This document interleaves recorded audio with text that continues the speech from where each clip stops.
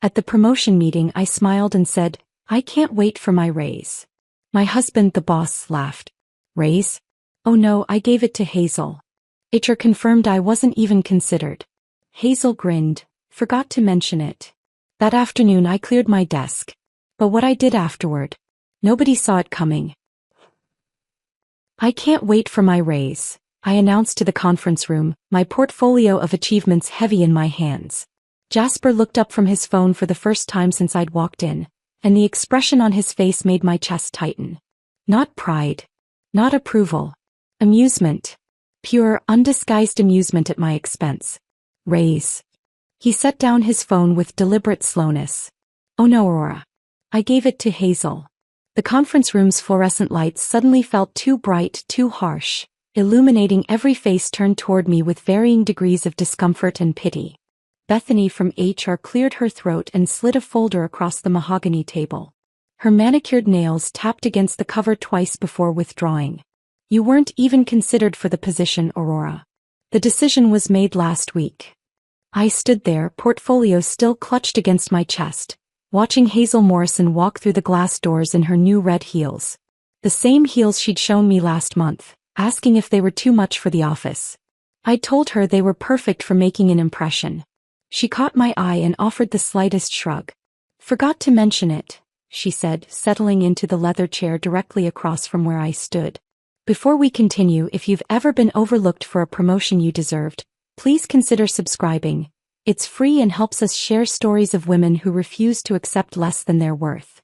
The portfolio in my hands contained 8 months of evidence that I'd single-handedly saved this company from hemorrhaging clients. The Campbell Industries campaign alone, which I'd worked on until 3 a.m. for 2 straight weeks, had retained a contract worth $2 million this quarter. The Morrison Hotels crisis that I'd resolved before it hit the media. The complete overhaul of our digital marketing strategy that increased engagement by 340%. But none of that mattered now. I set the portfolio on the table without opening it. "I see. Well then, I'll need the afternoon to transition my current projects." "That won't be necessary," Hazel interjected, her voice carrying a confidence I'd never heard before. "I've already been briefed on everything. Jasper's been bringing me up to speed for the past month." The past month. While I'd been preparing my promotion presentation, practicing my pitch in the shower, calculating how the raise would finally allow us to renovate the kitchen, my husband had been secretly training my replacement. The same husband who'd listened to me rehearse my talking points over dinner. Who'd nodded encouragingly when I'd shown him my portfolio layout. Who'd made love to me last night without once mentioning that this meeting would be my professional execution. I managed to walk out of that conference room without saying another word. My desk sat in the corner of the marketing department, a cubicle barely large enough for my chair and filing cabinet despite my unofficial role as the person who actually ran things. Through Hazel's office window, the actual marketing director's office that had sat mostly empty for 2 years, I could see shopping bags from her lunch hour sprees still piled on her credenza. Timothy was waiting by my desk holding his tablet with that familiar look of controlled panic. "Aurora, the Campbell Industries presentation needs final approval before."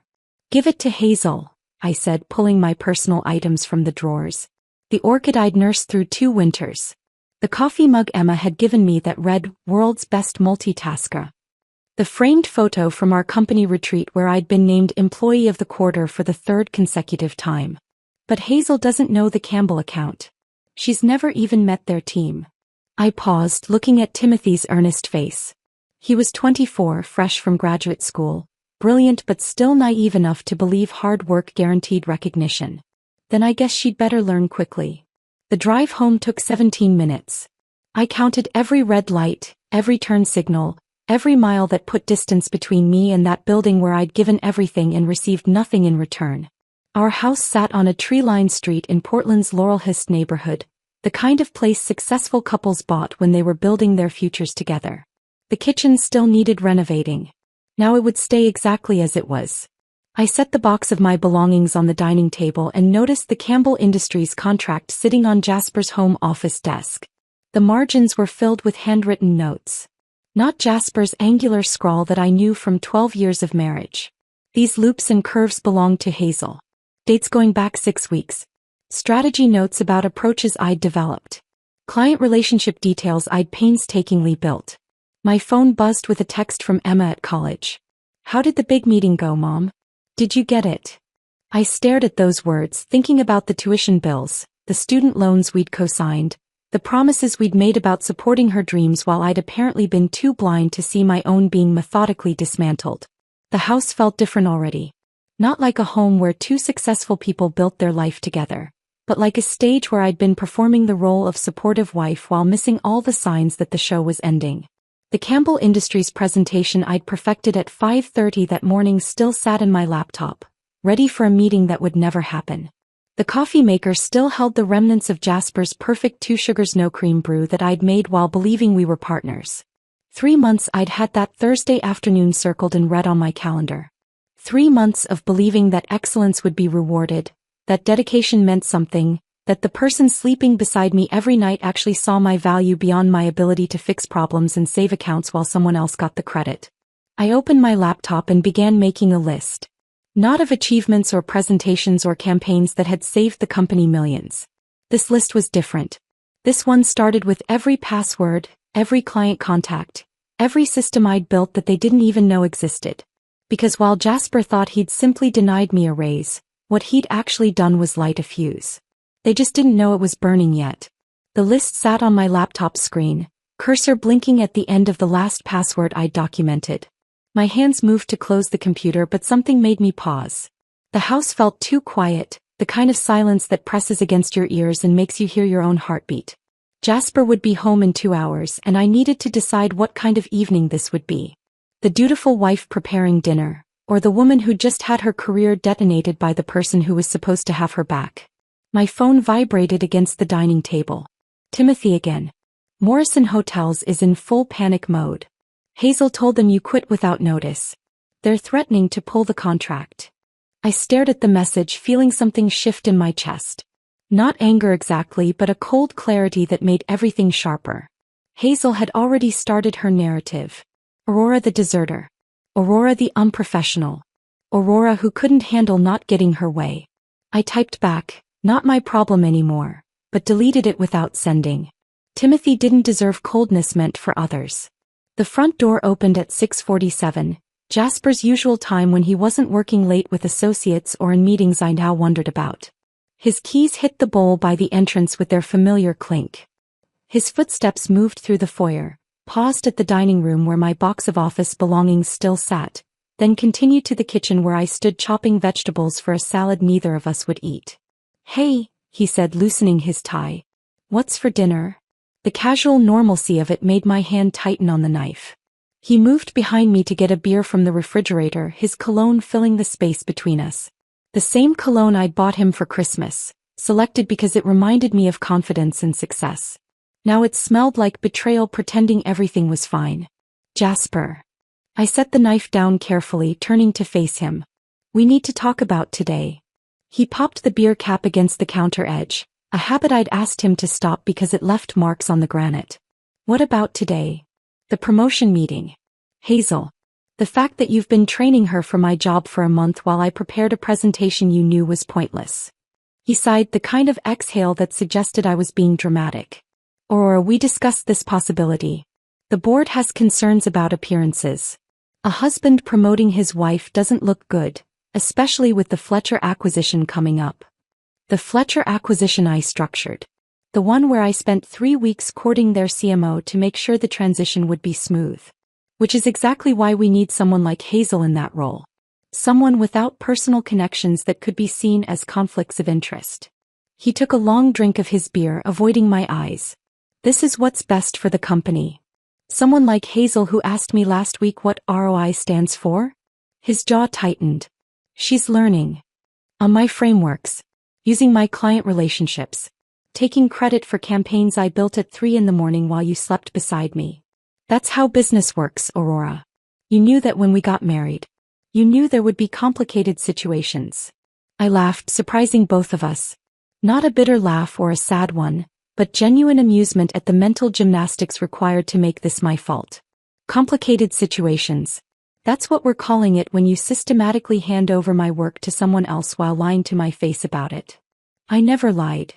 Every morning for the past month, You watched me prepare for that meeting. You listened to me practice my presentation over dinner. You made love to me last night knowing that today you would humiliate me in front of the entire leadership team. What would you call that? He set his beer on the counter, the condensation already forming a ring on the granite. I'd call it protecting you. Do you know what people say about us? About how you only have your position because of me. This way, when you succeed, it's on your own merit. When I succeed, I've already succeeded. Every campaign that's kept us profitable this quarter has my fingerprints all over it. The only thing you've protected me from is getting credit for my own work. The doorbell rang, sharp and intrusive. We stood frozen, neither moving to answer it. It rang again, followed by knocking. That's probably Margaret, I said, remembering my sister's text about dropping by with some books she'd borrowed. I'll get it. But when I opened the door, Hazel Morrison stood on my porch.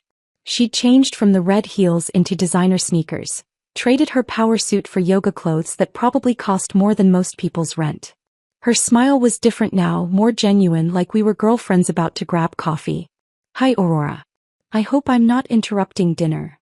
Behind me, I heard Jasper's footsteps approaching. Hazel, what are you doing here? You left your laptop at the office, she said to him, not me, producing his MacBook from her oversized purse. You said you needed it for the Fletcher presentation tomorrow. I thought I'd drop it by on my way to Pilates.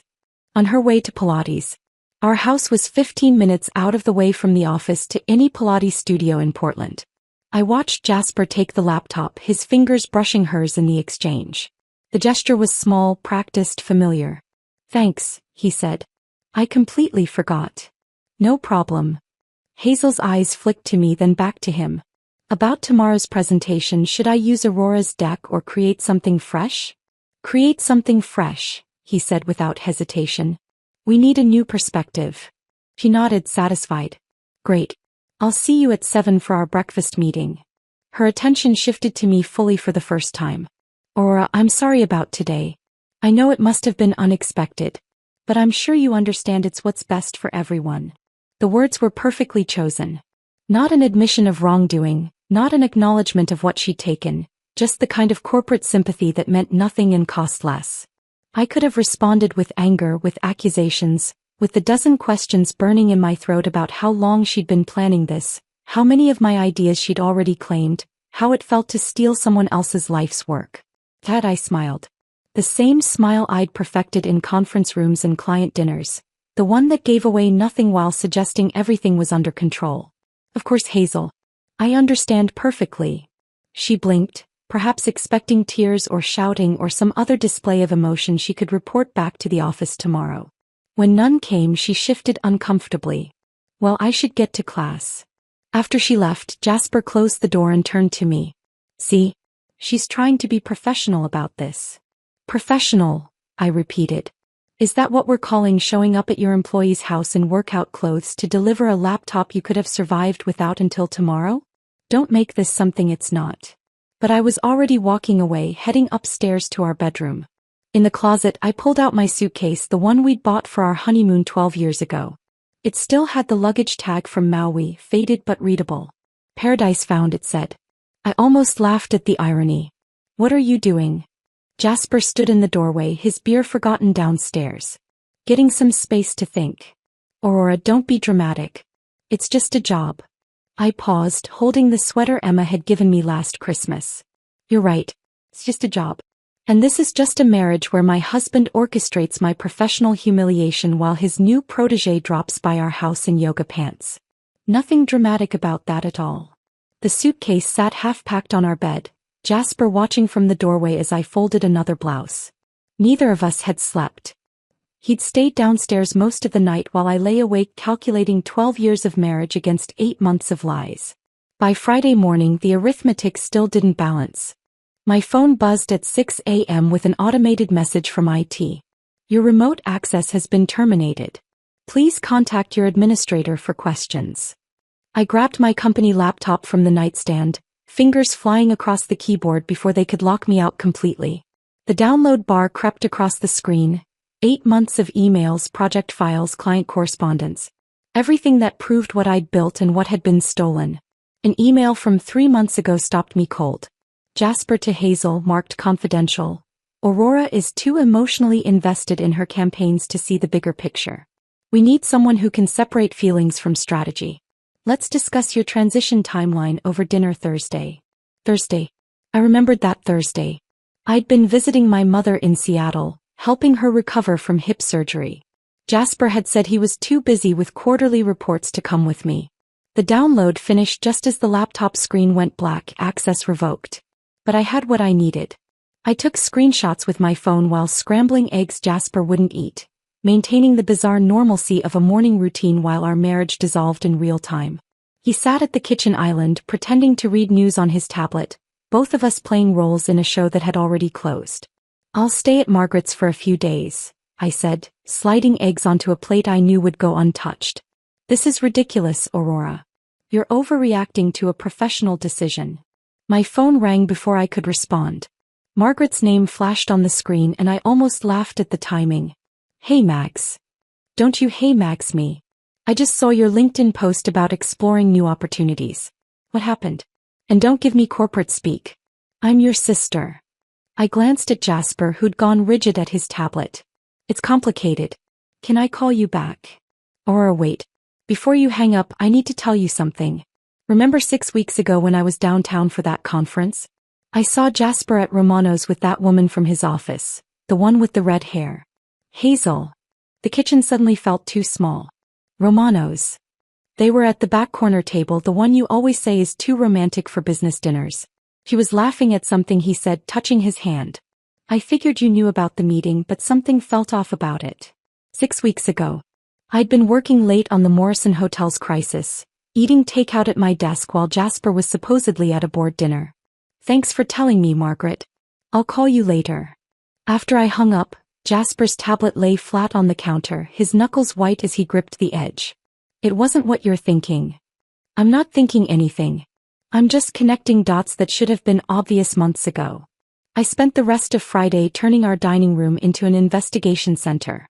The table I'd bought for hosting dinner parties became a landscape of evidence.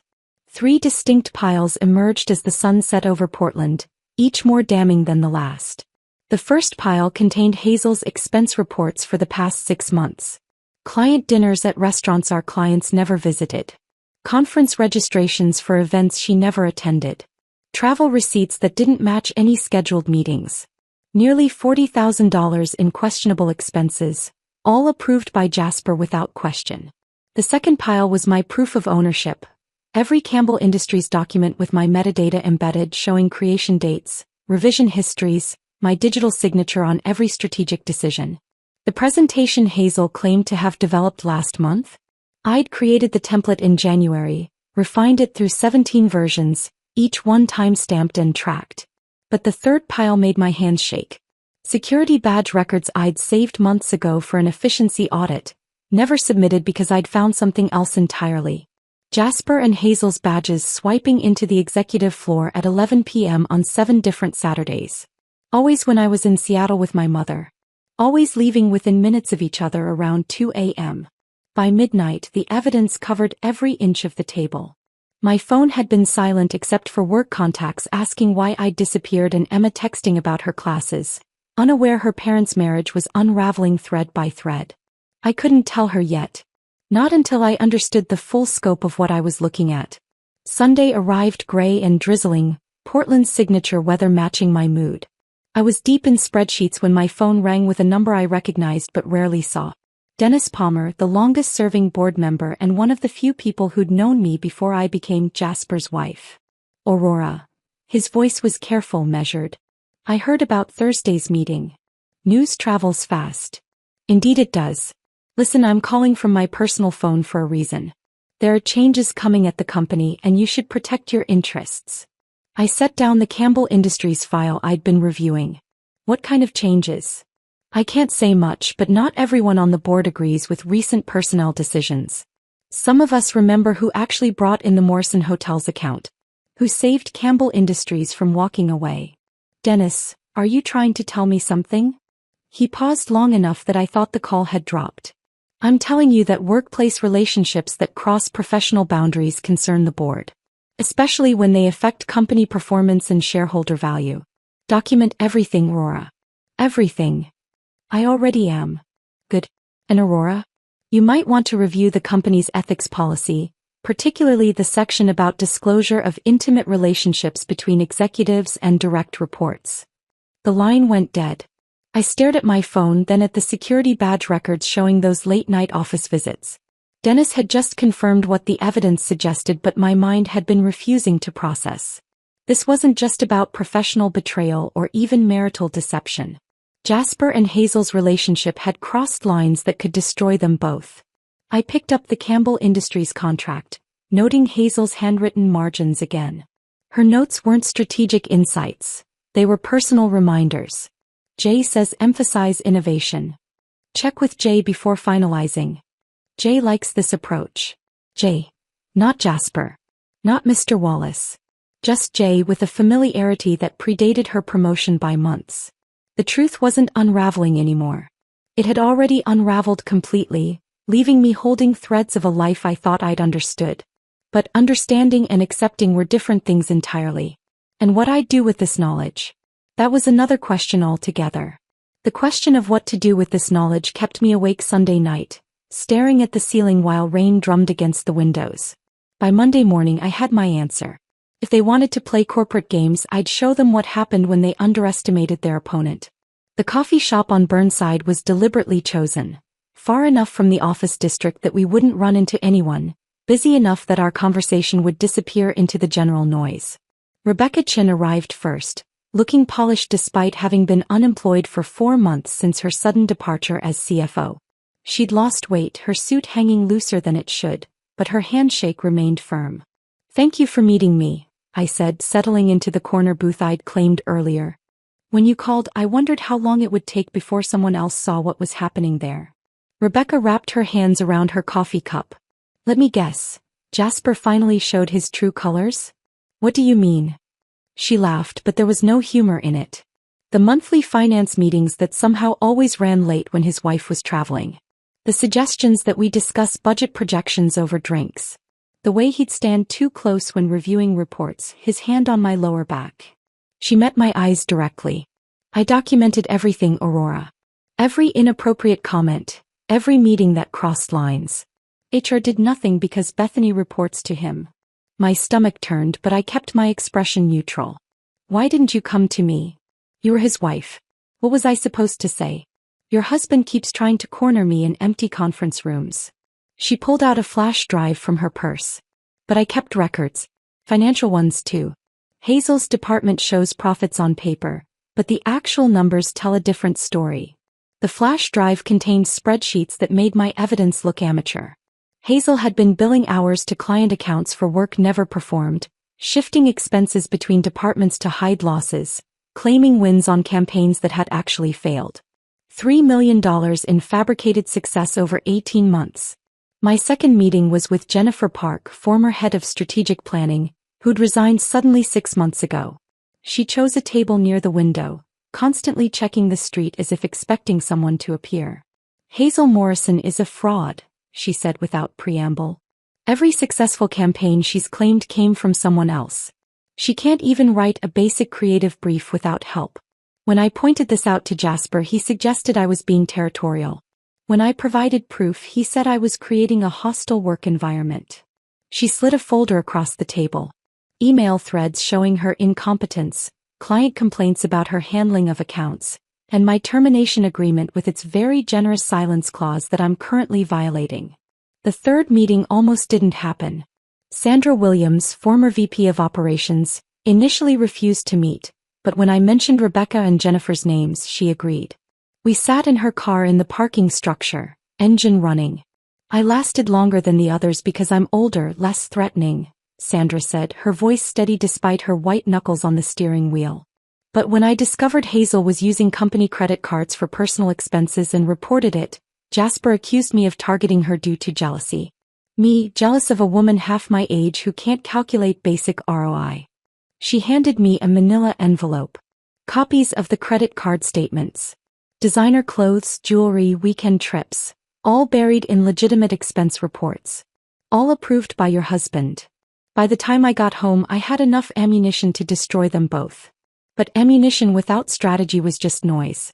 I spent the rest of Monday crafting the perfect email to the board, 17 drafts until each word accomplished exactly what I needed. Not accusations but concerns. Not attacks but questions. Professional worry about patterns that might affect shareholder value. The email highlighted correlations without stating causation. Hazel's promotion timeline matched suspicious spending increases. Client retention had dropped 20% since she'd taken on larger responsibilities, but the losses were hidden by redistributing accounts.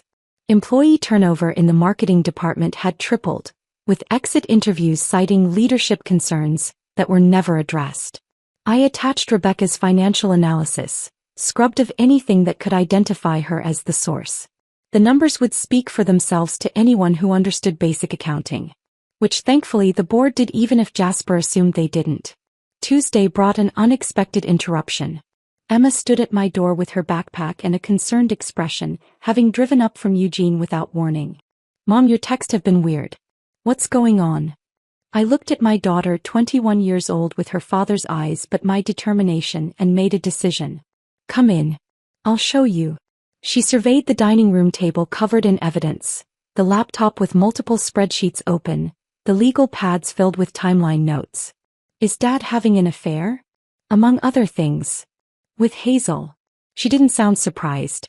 "She's always hanging around at family events, laughing too loud at his jokes. Last Thanksgiving she called him Jazzy." I wanted to throw cranberry sauce at her. "Why didn't you say anything?"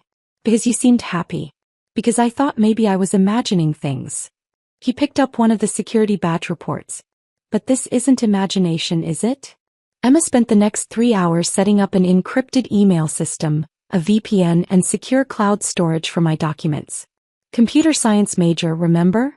she said, typing commands I didn't understand.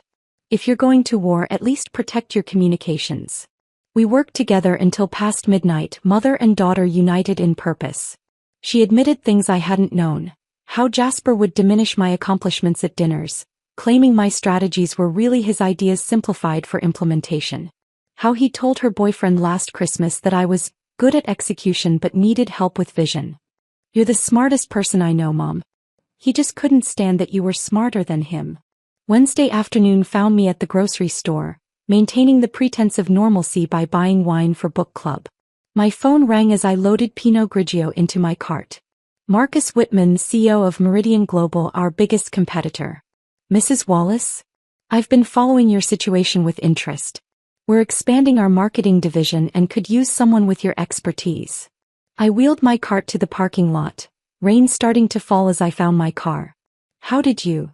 "Portland's business community is smaller than you think.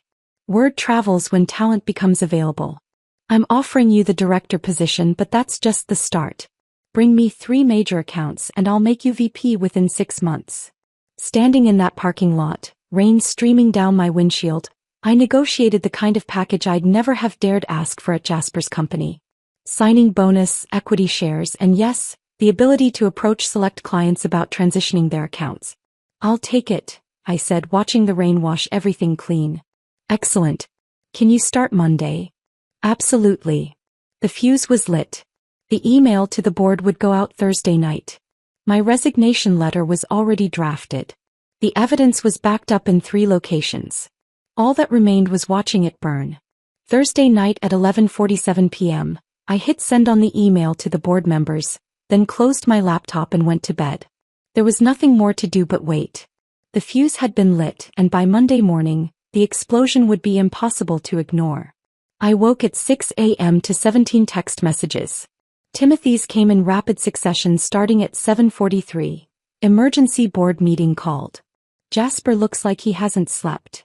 Linda just walked out. What is happening?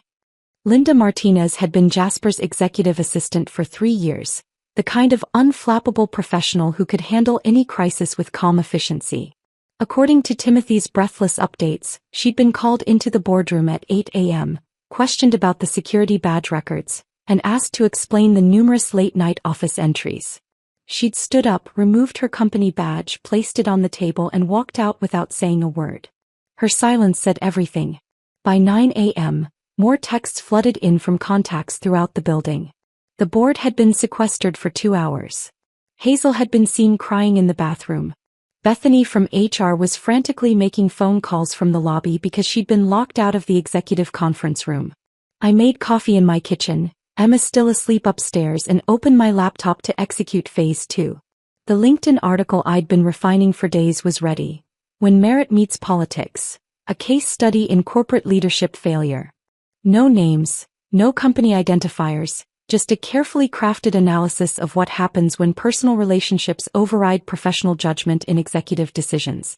I published it at exactly noon when I knew most professionals would be checking their feeds during lunch. The response was immediate and overwhelming. Within 30 minutes, 47 comments had appeared. Women shared stories of being passed over for less qualified male colleagues. Men described watching incompetent friends of leadership get promoted while real talent walked out the door. The comment thread became a collective therapy session for everyone who'd ever been professionally betrayed.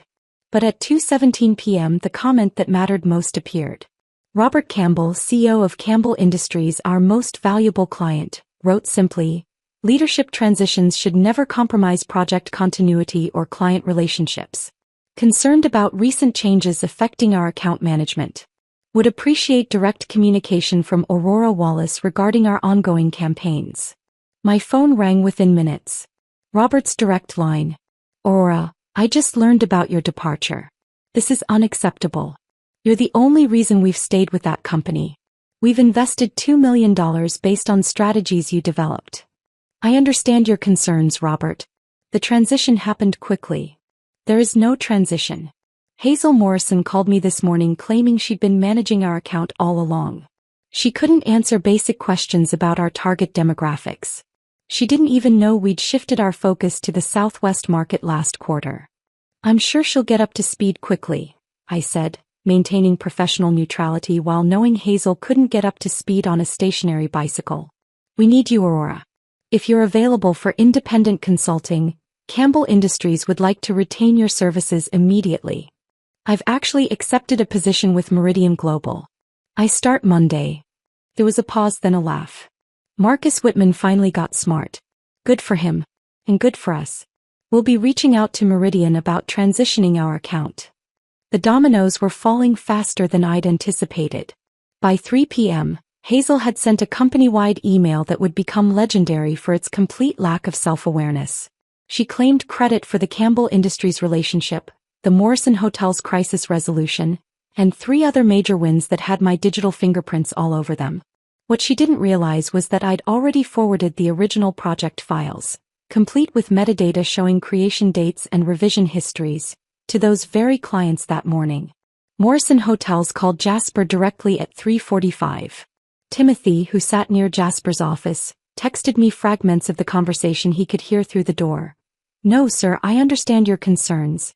Yes, Aurora was integral. We can ensure continuity. Please don't make any hasty decisions." Sterling Communications followed at 4:15.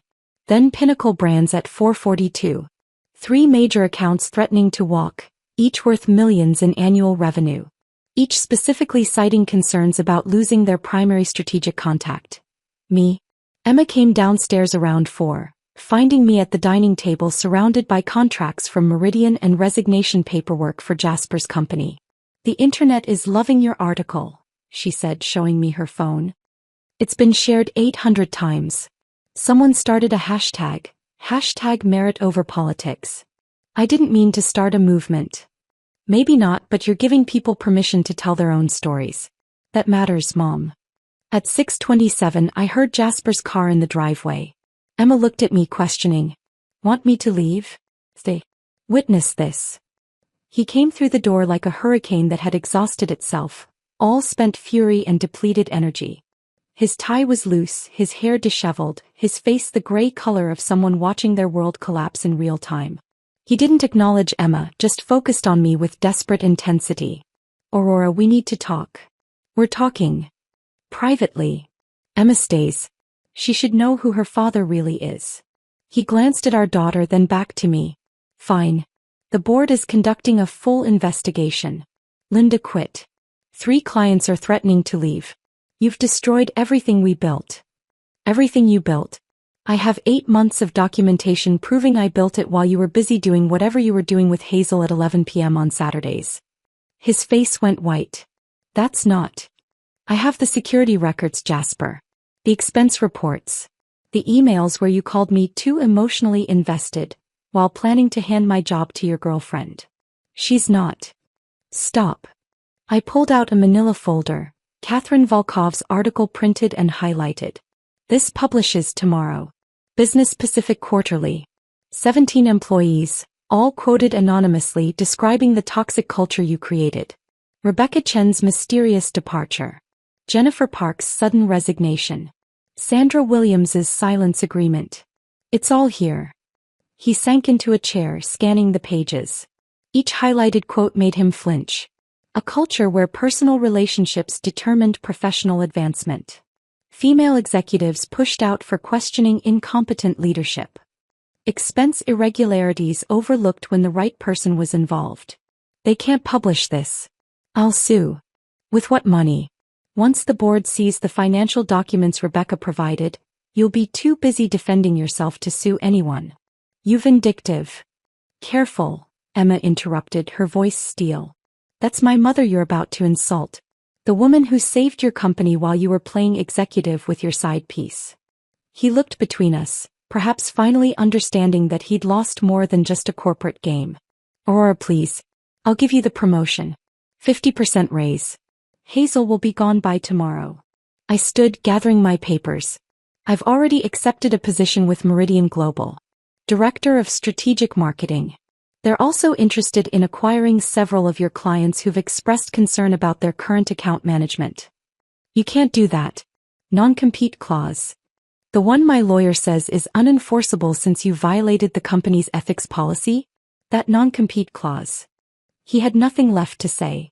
The man who'd always had an answer, an excuse, a deflection, sat silent in the ruins of his own making. Emma and I left him there, walking upstairs to pack the rest of my things. Tomorrow Catherine's article would hit newsstands. Wednesday I'd start at Meridian. By Friday, Campbell Industries would officially transition their account. The dominoes hadn't just fallen. They'd created a pattern that spelled out exactly who was responsible for their collapse. Emma and I packed the last box in silence, the sound of tape sealing cardboard echoing through the empty bedroom. The house felt hollow already, 12 years of memories boxed and labeled, ready for transport to separate futures. As we carried boxes to the rental truck, neither of us looked back at the home where our family had pretended to thrive while slowly decomposing from the inside. Monday morning arrived crisp and bright, the kind of Portland spring day that made everything feel possible. The Meridian Global building rose 30 floors of gleaming glass and steel in the Pearl District, a testament to what competent leadership could build. My new assistant, David Park, met me in the lobby with a genuine smile and a tablet full of the day's priorities. Ms. Wallace, welcome to Meridian. Your office is ready on the 22nd floor. Corner suite with a view of Mount Hood on clear days. The elevator ride felt like ascending to a different life.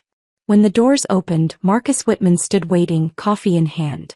Aurora, perfect timing. Campbell Industries signed their contract this morning. They specifically stipulated that you personally oversee all strategic initiatives. Robert Campbell called you irreplaceable. My office was everything my old cubicle wasn't. Floor-to-ceiling windows, a desk that belonged in an architecture magazine, and a sitting area for client meetings. On the desk sat a nameplate, Aurora Wallace, Director of Strategic Marketing. No one's wife. No one's afterthought. Just my name and my achievement. I sat in the leather chair, running my fingers across the smooth desk surface and pulled off my wedding ring. The thin band of white skin underneath looked vulnerable, unprotected. I placed the ring in the top drawer, next to a photo Emma had insisted I bring. Just the two of us at her high school graduation, both laughing at something off camera. No Jasper. No pretense. Just us. 3 more clients called this morning, David informed me, setting down a list. Morrison Hotels wants to discuss transitioning their account. Sterling Communications is ready to sign. Pinnacle Brands requested a proposal by Friday. Tuesday morning I arrived early to find my email flooded with messages. The Business Pacific Quarterly article had published online at midnight, and print copies were hitting newsstands across Portland. Catherine Volkov had crafted a masterpiece of investigative journalism that never mentioned names but painted a picture so clear that everyone in our industry knew exactly who and what she was describing. The article detailed a prominent Portland marketing executive whose incompetence was hidden by taking credit for others' work, supported by a company president who valued personal relationships over performance.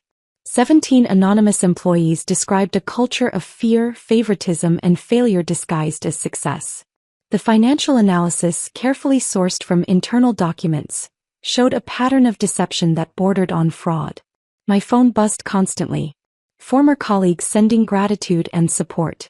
Competitors offering positions. Clients confirming their decision to follow me to Meridian. But the message that stopped me cold came from Bethany in HR. Aurora, I'm deeply sorry for my role in what happened. I knew it was wrong but was too afraid of losing my job to speak up. You deserved better. If you have any advice for someone trying to leave a toxic situation, I would be grateful. I wrote back carefully. Document everything. Find a labor attorney. Don't sign anything without legal review. You know the truth, use it to protect yourself and others. Good luck. Wednesday evening, Emma drove up from Eugene to help me move into my new apartment. It was smaller than the house, a 2-bedroom in the Alberta Arts District, but every square foot was mine. We hung my awards on the living room wall. Employee of the Quarter plaques that Jasper had relegated to the garage. Certificates of achievement he'd said made the house look cluttered. This place already feels more like home, Emma said, unpacking kitchen boxes. No pretending. No walking on eggshells. Just you being you. We sat on the floor eating Chinese takeout from paper containers, surrounded by boxes and bubble wrap, when Emma set down her chopsticks with unusual deliberation. Mom, I need to tell you something. I'm changing my name.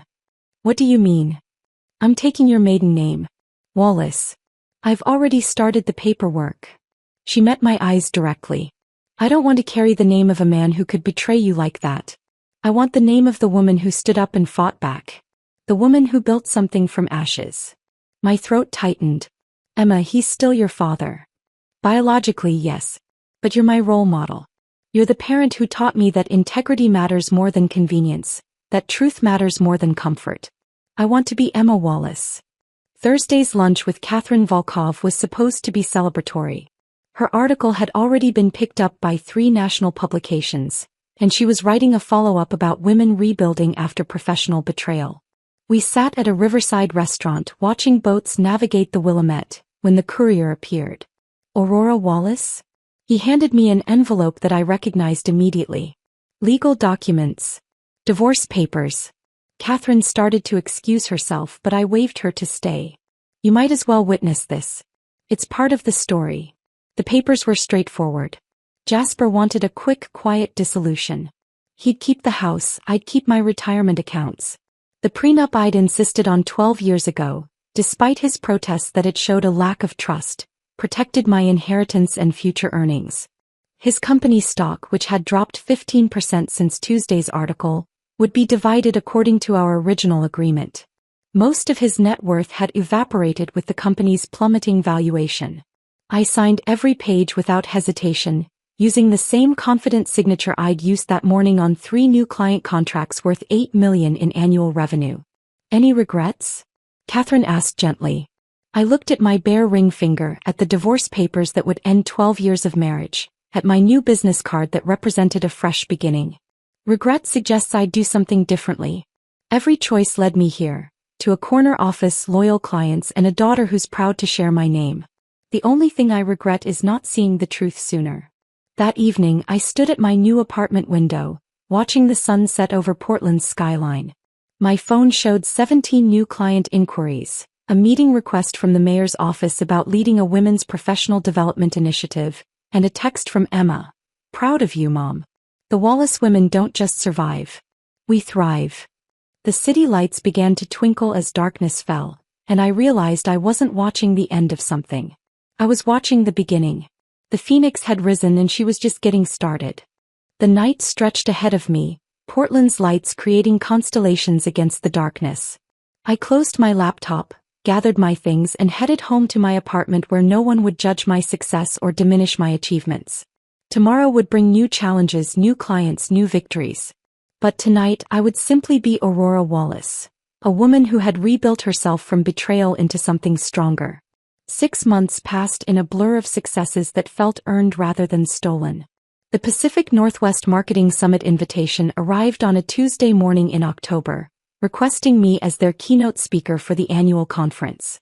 3,000 industry professionals would gather to hear about innovation, leadership, and building ethical corporate cultures. They wanted me to address the topic of transparent meritocracies in modern business.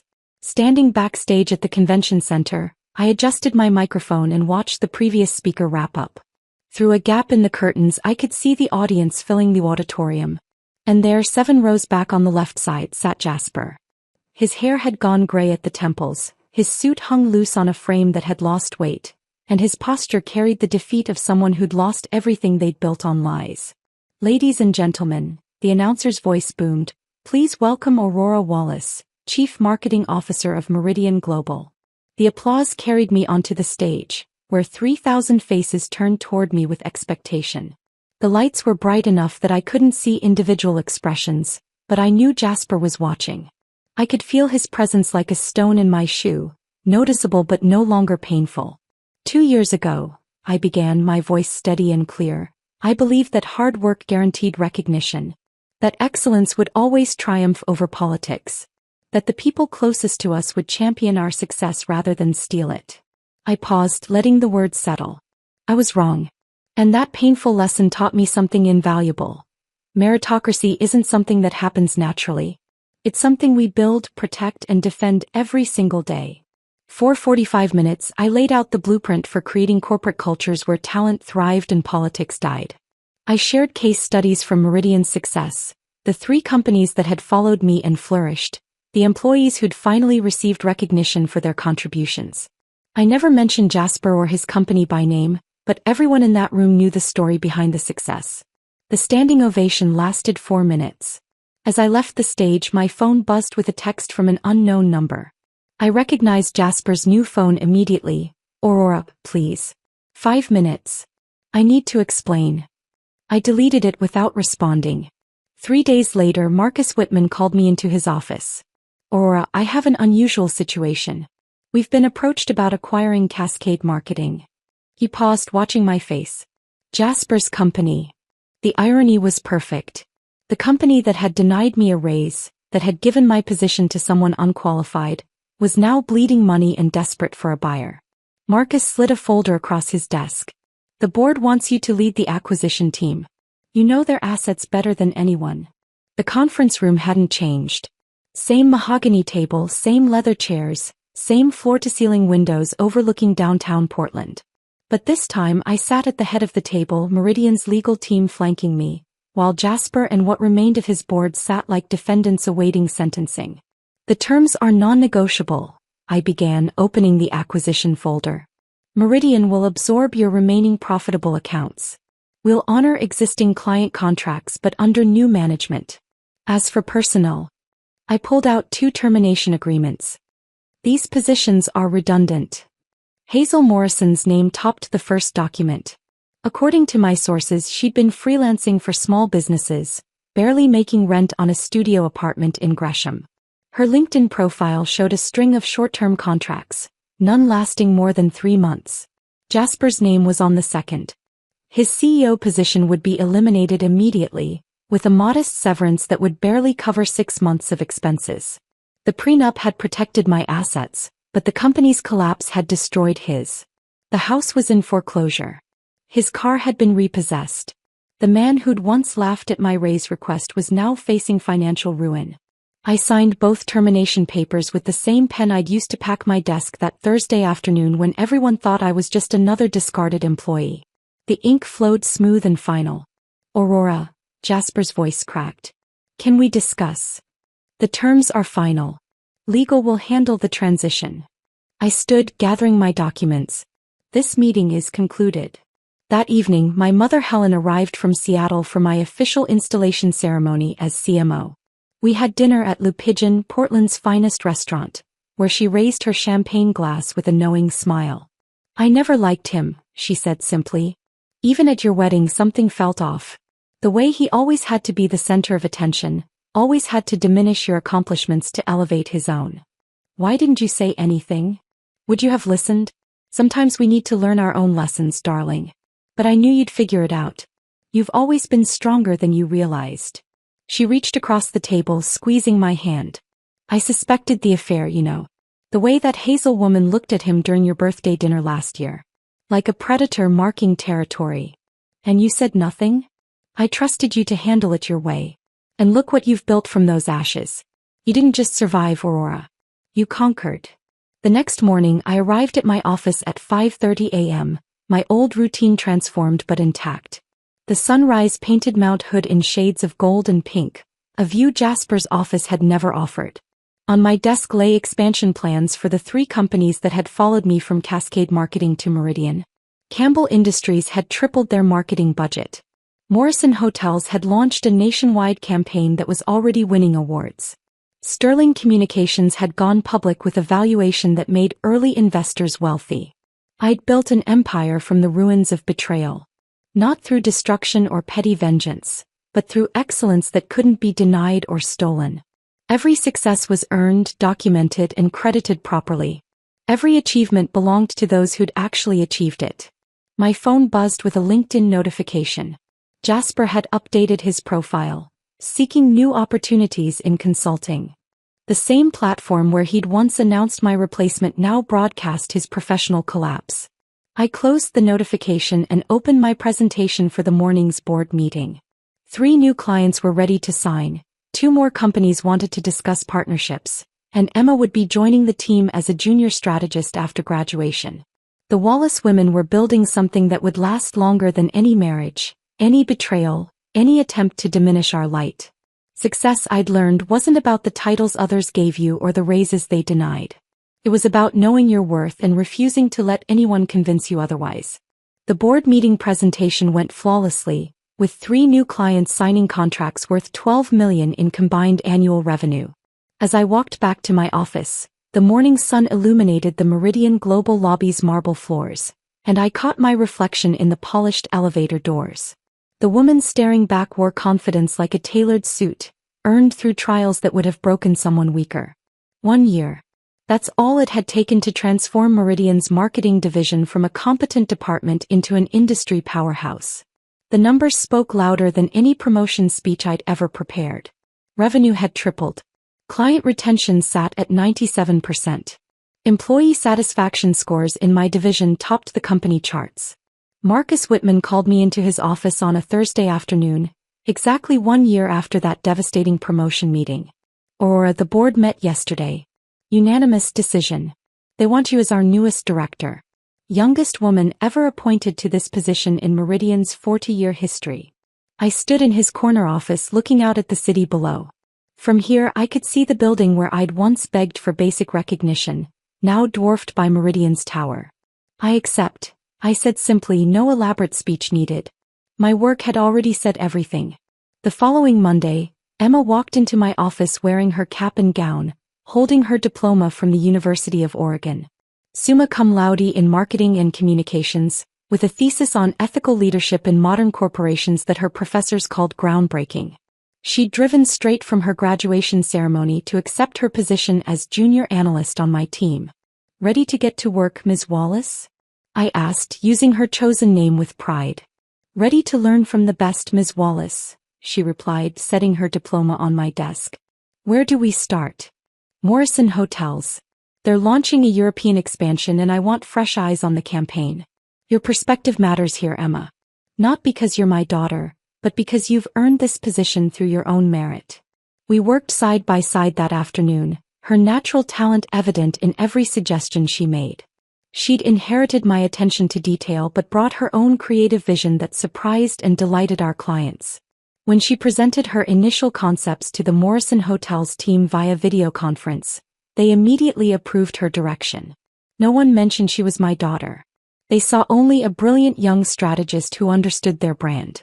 3 weeks later, at the Western Marketing Alliance conference in Seattle, I was reviewing my keynote notes in the speaker's lounge when I heard a familiar voice at the registration desk. Jasper stood there, fumbling with his credit card trying to pay the late registration fee. His suit was off the rack, his shoes scuffed, his entire demeanor that of someone trying to maintain appearances on a shoestring budget. "I'm sorry, sir, but your card was declined," the registration attendant said quietly. "Try it again. There must be a mistake." I watched him pull out another card, then another. Each rejection made his shoulders drop further. His consulting firm, according to industry gossip, consisted of him and 2 junior contractors working out of a shared workspace in the suburbs. His biggest client was a chain of local mattress stores. I could have walked away, let him struggle with the embarrassment. Instead, I approached the desk. "Put Mr. Wallace's registration on Meridian's corporate account," I told the attendant. Jasper turned, his face cycling through surprise, shame, and something that might have been gratitude. "Aurora, It's Ms. Wallace," I corrected gently but firmly. "Enjoy the conference." I walked away before he could respond. Later, during my keynote on building sustainable success through authentic leadership, I saw him in the back row, taking notes on a yellow legal pad. When our eyes met briefly, I felt nothing. No anger, no satisfaction, no residual pain. Just the neutral acknowledgement of shared history that no longer defined me. After my presentation, a young woman approached me, waiting until the crowd of well-wishers dispersed. She looked about 25, sharp-eyed but exhausted, carrying herself with the particular weight of someone enduring professional injustice. "Ms. Wallace? I'm Grace Thompson. I work at Bradley Marketing and I'm experiencing something similar to what you went through. My manager is taking credit for my campaigns while actively sabotaging my advancement. HR won't help because he's the CEO's golf buddy. I don't know what to do." I led her to a quiet corner of the convention center, away from the networking chaos. "Tell me everything." For 30 minutes, Grace outlined systematic theft of her work, gaslighting about her contributions, and a toxic environment that was destroying her confidence. It was my story with different names, different details, but the same fundamental injustice. "Everyone says I should fight it out, prove my worth, show them they're wrong," Grace said, tears threatening to spill. "But I'm exhausted. Can I tell you something I learned the hard way?" I pulled out my business card and a pen. "Sometimes the bravest thing you can do is walk away. Not in defeat but as strategy. The energy you're spending trying to convince people who refuse to see your value, that same energy could build something extraordinary somewhere else." I wrote a note on the back of my card. "This is Marcus Whitman's direct line at Meridian. Tell him I recommended you. We have an opening in our digital division that would be perfect for someone with your skills." "But what about my current job? Won't leaving look like failure?" "Failure is staying where you're not valued. Success is recognizing your worth and finding, or creating, environments that celebrate it." I handed her the card. "And Grace, document everything before you leave. Not for revenge but for protection. Truth has a way of surfacing when the time is right." 2 hours later, I sat in my hotel room video calling Emma, who was working late on the Morrison Hotel's presentation. "Mom, I just got an email from Robert Campbell himself. He said our European campaign concept is exactly what they've been searching for. He wants to increase the budget by 30%. That's your success, Emma. Own it." I learned from the best. Not just about marketing but about standing tall even when people try to make you small. As we talked, I looked out at Seattle's skyline, lights beginning to twinkle in the gathering dusk. Somewhere in this city, Grace Thompson was probably making plans to leave her toxic workplace. Emma was building her career on a foundation of merit and integrity. My mother was telling her book club about her daughter, the CMO and board director. The woman who'd walked out of that conference room with a box of belongings and a heart full of betrayal had transformed into something more powerful than I'd ever imagined. Not through bitterness or revenge, but through the simple act of refusing to accept less than I deserved. I opened my laptop to review the recommendation letter I'd written for Grace, ensuring it captured her potential while carefully avoiding any mention of her current situation. As I signed it with my digital signature, I realized this was my true legacy. Not the titles or the revenue or even the vindication. It was the chain of women I could help climb out of toxic situations, teaching them that sometimes the best revenge isn't destroying those who wronged you. Sometimes it's building something so magnificent that their betrayal becomes nothing more than a footnote in your success story. If this story of corporate revenge had you on the edge of your seat, hit that like button right now. My favorite part was when Aurora handed Jasper the printed article from Catherine Volkov, watching his face pale as he realized his empire was crumbling. What was your favorite moment of justice? Drop it in the comments below. Don't miss more gripping stories like this. Subscribe and hit that notification bell so you never miss an upload.